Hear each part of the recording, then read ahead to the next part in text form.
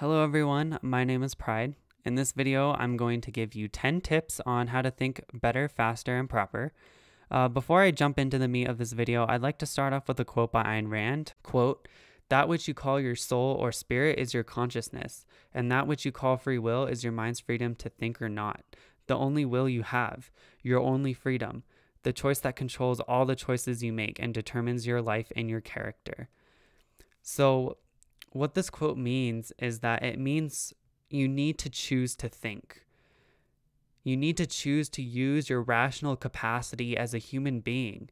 In my last video, I talked about monsters and how people who don't choose to think are kind of assigned a script, and it's a script that they don't like, but they act it out anyway instead of making their own choices.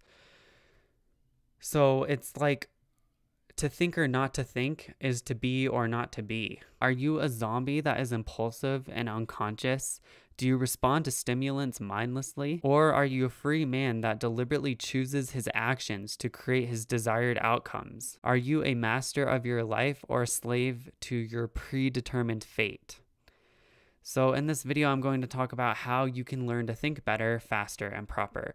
If choosing to think increases the quality of your life, then if you increase the quality of your thinking, you're going to increase the quality of your life. So this leads me to the first tip of my video. Tip 1, be conscious of your thinking by choosing to think. So I know this seems simple, but you'd be surprised how most of the time you don't actually do this, that you actually are like a zombie, that you go through life thinking about things, but you're not very conscious of your thinking. So you need to be conscious of your mental state. You need to think about what you're thinking about. Step outside of your mind to gain control of it, almost like meditation.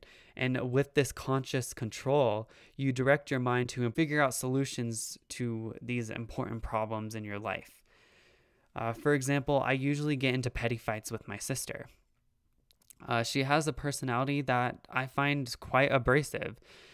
She often says rude things to me, and she doesn't have she's not conscious of her own thinking either, so she just says rude things without the thought of how it hurts other people. And so when she does this, that puts me on the defensive, and so I say something back that's also rude without me being conscious of my thinking. And so we end up getting into these fights all the time, and so as a result, we have this negative and unhappy relationship. And so what I decided to do, because I want to have a positive relationship with my sister, I decided to not be impulsively defensive every time she says something rude to me. Instead, I'd think before I'd say something, and I'd try to think of ways to make our interactions more positive and beneficial. And amazingly, she stopped saying rude things, and she actually started to be more positive towards me, and now we have a stronger and more effective relationship, all because I chose to take a little bit control and a little bit responsibility of what I was saying. So basically, you need to take control of your mind. Figure out what you need to figure out, and then get lost in the problem that you need to figure out. Don't get lost automatically. Be conscious, and this is something you always have to remember. You always have to keep remembering to be conscious. It's not something that comes naturally. It's something, right? Because it's free will. You have to constantly insert your free will in your life. You have to constantly make your own decisions, or else you're going to go through life passively like a zombie. All right, so let's go on to tip 2. Become highly observant to get the facts of reality. So in order for your mind to think properly, it needs to get the facts of reality through observation. If you think about something while disconnected from the facts of reality, your mind will lead you to false or incomplete conclusions, even if the process of your thinking is perfectly logical. It's kind of like doing a math problem. You can do all the math correctly, but if you leave out a number or you accidentally miss a negative sign, it will completely mess up your entire answer, even though you did all of the math correctly. And if you apply this to real people who are not observant, they can be perfectly logical and rational, but they can be so dumb right? They may be really smart, but they can be so stupid, right? And their thinking can be so improper because they're so unaware of their surroundings. They have so little facts to work with, and the details that they know are so limited that they're going to be stupid no matter how much of a genius they really are. So it's really important that you observe reality in front of you, that you actually take in actual facts and to really pay attention to your experiences. And the more facts you know, the easier it is to make conclusions on those facts. And it's more likely that those conclusions will be correct instead of false, which allows you to make conclusions faster because you're not spending time rethinking false conclusions. And the faster you can make conclusions, the more you can make conclusions in a designated period of time.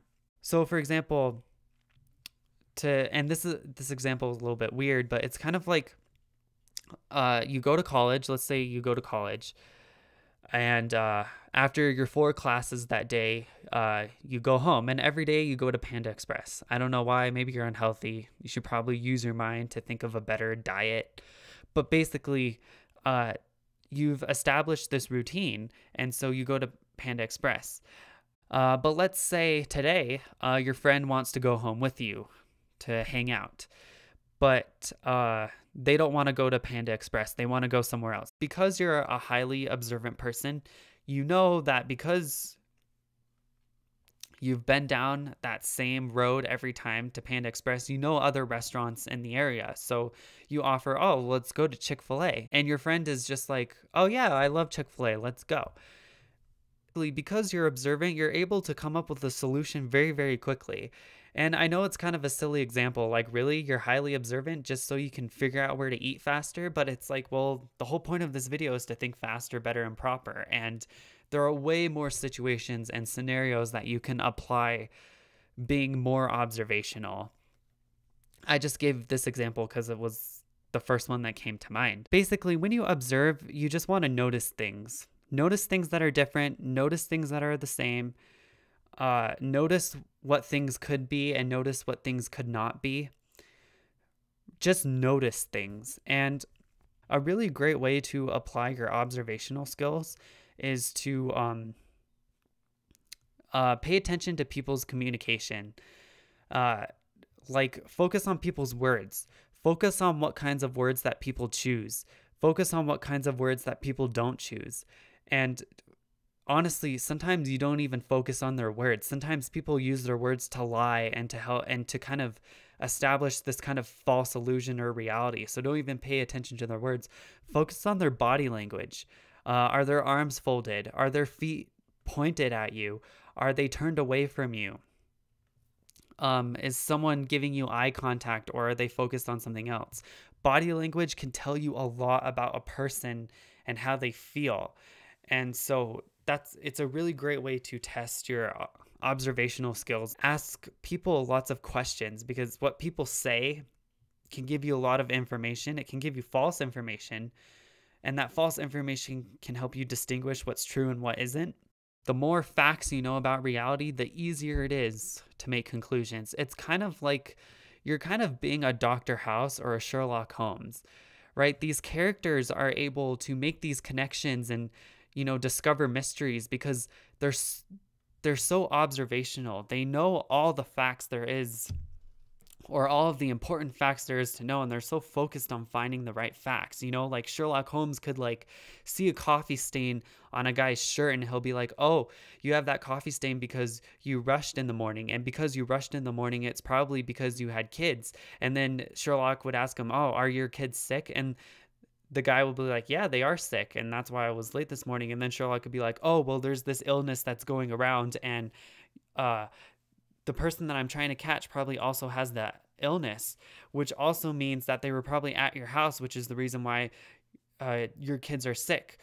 And so basically, I need to go to your house to discover the fingerprints, right? I need to get more facts about your house so I can learn even more. You know, you get the idea, right? The reason why these guys are so smart and the reason why they're so observational is because you can't really discover mysteries and you can't really be intelligent unless you have a lot of facts and details to work with, right? Dr. House and Sherlock Holmes, they wouldn't be very realistic characters if they just solve mysteries without really paying attention to any clues, if they kind of just knew things without even knowing things. My third tip is that mysticism and skepticism cripples your mind. So this is like the opposite of being observant. It's non-observant. To be mystical is to make up facts about reality without the use of your senses or experience. Mysticism is like an umbrella term for things like religion, cult beliefs, astrology, magic, witchcraft, personality typing. Personality typing can be kind of fun and maybe it can be true, but I don't know. I kind of just stay away from it. I think personality typing does more harm than good, especially because it puts labels on people and it overgeneralizes people. And it's like, if you really want to learn about someone's personality, just focus on them as an individual. Just study their personality in front of you. Don't have them take a test. And then other things like diagnosing yourself or others of NPD or depression and trying to figure out if someone has depression or if they're a narcissist, that's stupid. And then, of course, placing your feelings above the facts, right? Just placing your feelings above the facts. Just because you feel something doesn't mean it's true. Just because you feel like this is the case doesn't mean it's true. Engaging in these kinds of ideas or activities destroys your ability to think. I understand that many people probably enjoy taking part in these things, especially religion. And look, that's fine, I guess. Just know you could be a better thinker if you didn't have these things pulling you down. I've been guilty of this. I used to be super into astrology. I would read and analyze people's charts and have discussions with other astrologers about astrological concepts. The problem with these discussions, however, is that there was no foundational truth. There was no way to measure how accurate people's astrology predictions were. If you ever disagreed with an astrologer, you couldn't find a rational way to settle it. You have no way to prove what is and what isn't. This made astrology not only useless, but it honestly attracted a lot of people who want to believe things about themselves that weren't true, and they used astrology to justify it. And then when I refer to skepticism, I'm not saying that you shouldn't question things. I'm talking about people who deny facts that are right in front of them. These are the people who can't be sure about anything, who constantly question the slightest of things, who say things like, well, I can't really know for sure. Well, who knows? It could mean anything. Or like, your truth is different from my truth. And it's like, no, there's only one truth. There are not infinite truths. So basically, don't assume a passive position. Actually figure out what's true and not true. Don't undermine your own knowledge. Be confident in what you know and be sure that you know it. Otherwise, find something else to think about that's more important. Just leave a problem where it is, come back to it later. Skepticism is intellectual laziness. By not claiming to know a truth, you don't bear the responsibility of having to defend it. So they appear clever, but skeptics are really just stupid people. So for my next tip, which is tip number 4, use logic and study logic. Right? Like actually study logic. Like pick up a textbook on it. Learn about how people actually make logical arguments. Learn to be able to establish a truth based on observations and be able to prove and support your claims. That is what truly makes someone a thinker. Learn how to establish premises because premise is a truth of reality, and then create a conclusion based on those premises. Learn about induction and deduction. Learn about the logical fallacies that people use, right? So like equivocation, right? People who use the same word for different definitions, right? So they'll use the word for this definition for this argument, but then they'll flip the word around and use it for a different definition. People do that all the time. And it tricks people and they think that what they're saying is actually logical, but it's not. It's a logical fallacy. By using logic, it helps you discover the truth. It helps you avoid bullshit. It helps you discover what is and what isn't. So yeah, learn and study logic. Tip number 5, write down your thoughts on paper. So this can include a diagram, a graph, writing, just simple writing, just writing out your thoughts, mind mapping, drawing a picture, anything like this. A lot of us get stuck with abstractions in our mind, and when you try to think about things in your mind, especially things that are really complex, you end up forgetting things, you leave out important details, you lose track of what you're trying to think about. So don't be afraid to pull out a pen and paper and to really make sense of what you're thinking about. Some people might object and be like, well, isn't that slower? I thought I wanted to think faster. Well, actually, I think writing down your thoughts is faster in the long run, because when you think in your head, two things happen. First of all, I find myself rethinking the same problems over and over and over again. Even if I've solved the problem, I like to just think about a problem because it's in my head. It still feels very airy and very abstract, and it doesn't feel very concrete. So I keep rethinking about it. But when you write it down on paper, you make it concrete and it's there, it's saved. You can just refer back to it if you ever want to think about the problem again. And so you can just change your thinking process just a little bit. You don't have to rethink it over and over again. So that saves time. Get your thoughts down on paper just so you have them as reference, so things are more clear and more logical, and you can spend time thinking about problems that are more important because you have all of the simple stuff down on paper. Kind of like doing math. I mean, are you going to do math in your head? Are you going to do a complex math equation in your head, or are you going to write it down? You should treat all of your thoughts like that. All of your thoughts are just as complex and are just as truthful and logical as math. So just if you have the time and if the problem is important enough, don't be afraid to write down your thoughts. And to take this even further, you should write essays. You should write things down in arguments.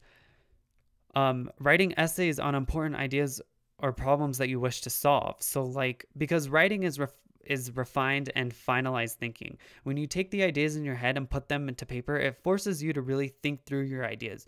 Writing is the best form of thinking because it puts your ideas to the test, especially since other people can read your ideas and analyze it and critique it. So like the kinds of questions you want to solve, the things that you want to write about, like what is happiness? It seems like a very simple question, but you could write like a 5-page paper on happiness and really understand and discover what happiness is. Or like maybe you have like a dilemma where it's like, should I go to college or should I learn a trade?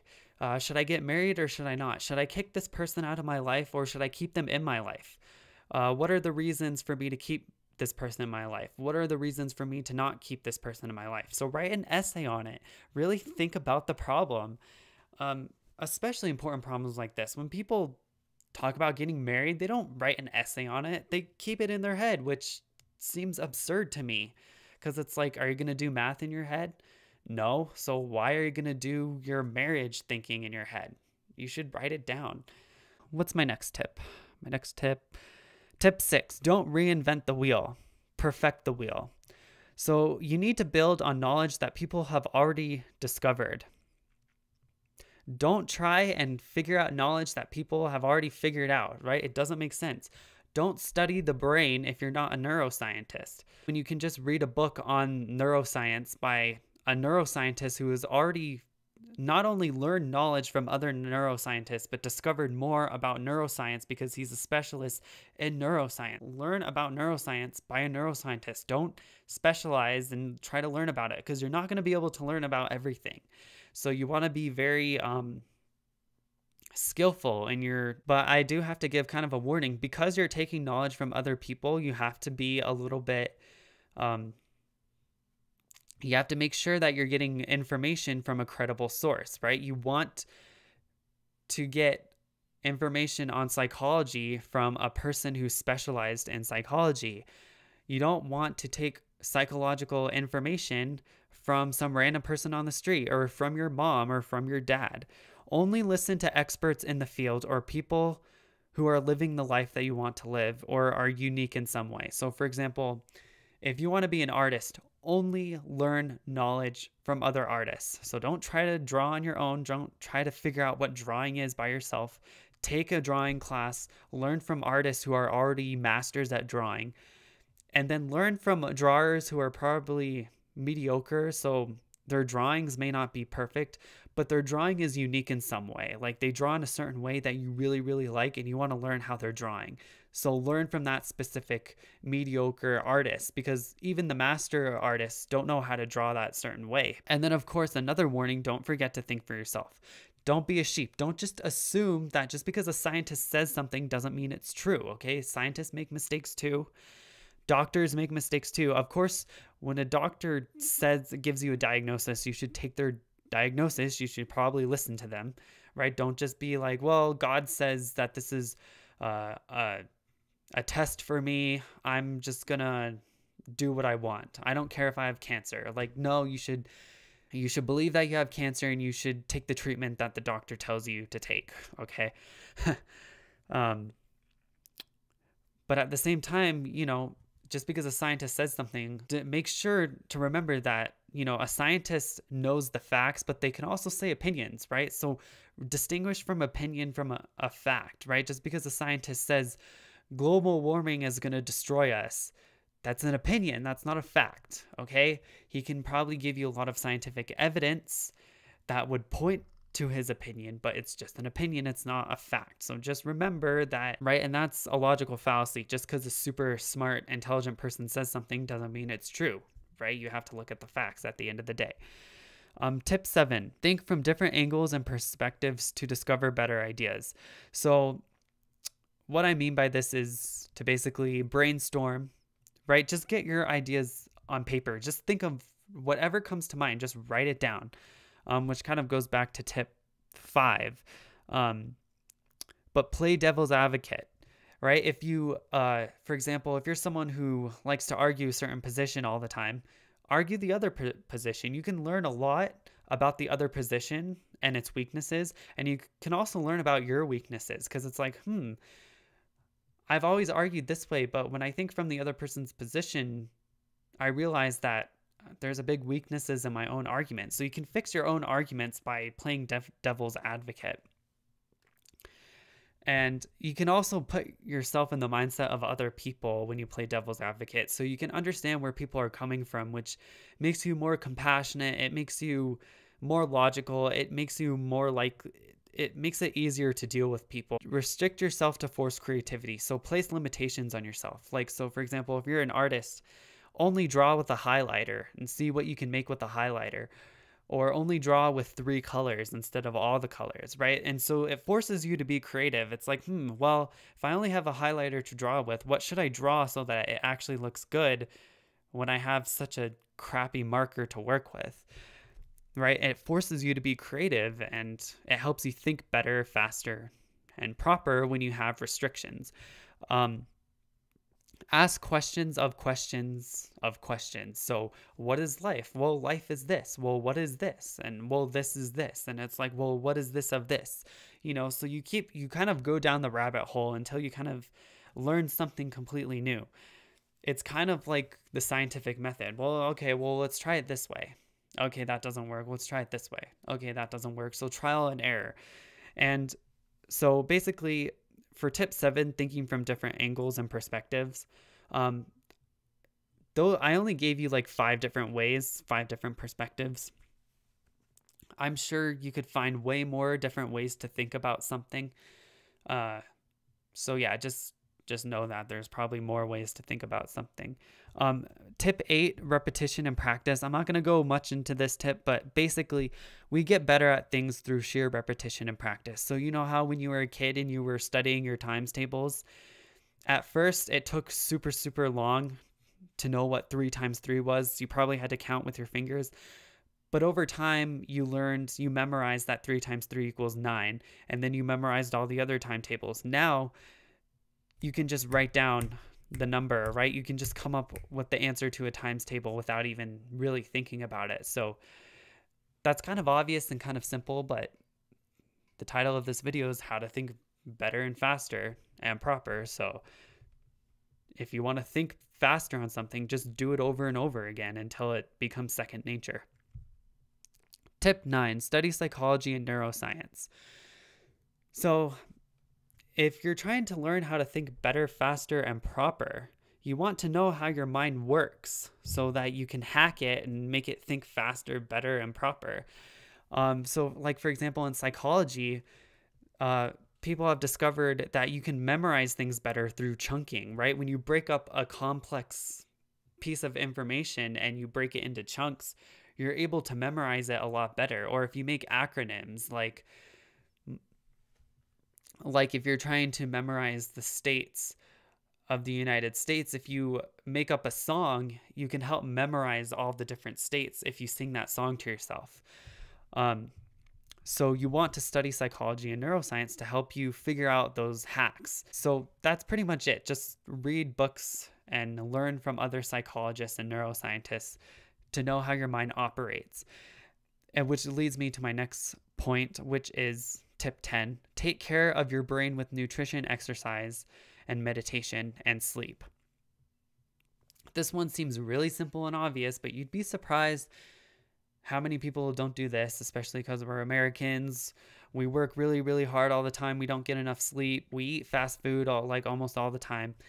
But it's kind of like, if your brain is a machine, you need to give it the proper fuel. If you don't give it the proper fuel, it's going to sputter and burn out. So you need to give your brain proper nutrition. You need to make sure you eat your fruits and vegetables. Make sure you eat enough in the day. If you don't eat enough, how are you supposed to think if you have no energy?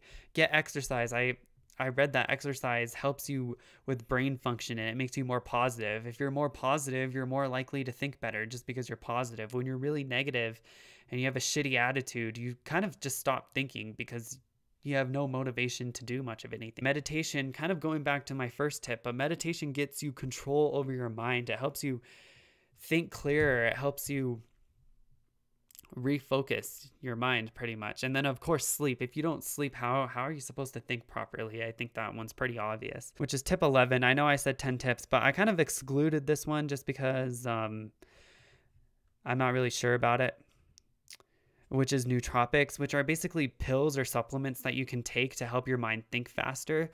I don't know anything about this subject, so that's why it's not really a tip, especially because I want you to focus on the other ones first. Nootropics seem kind of like a lazy way to think faster. Oh, let me take a pill and it will fix all my problems. Like, no, actually refocus your mind. Actually, eat healthy and exercise. Actually be more observant. Don't just take a pill, right? Like, put in some work to think better, faster, and proper. And, let's see, I think so. That's it. That's basically it. Thank you for listening to this video. It's like one of the most interesting subjects to me, because remember, your mind is your greatest asset. It's the best shot you have at making your life the way you want it to be. In fact, you can't live life if you don't have your mind. And if you can't use your mind properly, if you're too slow of a thinker, if you think sloppy, you're just going to destroy your life and yourself and other people around you. So learn how to think. And yeah, thanks for watching.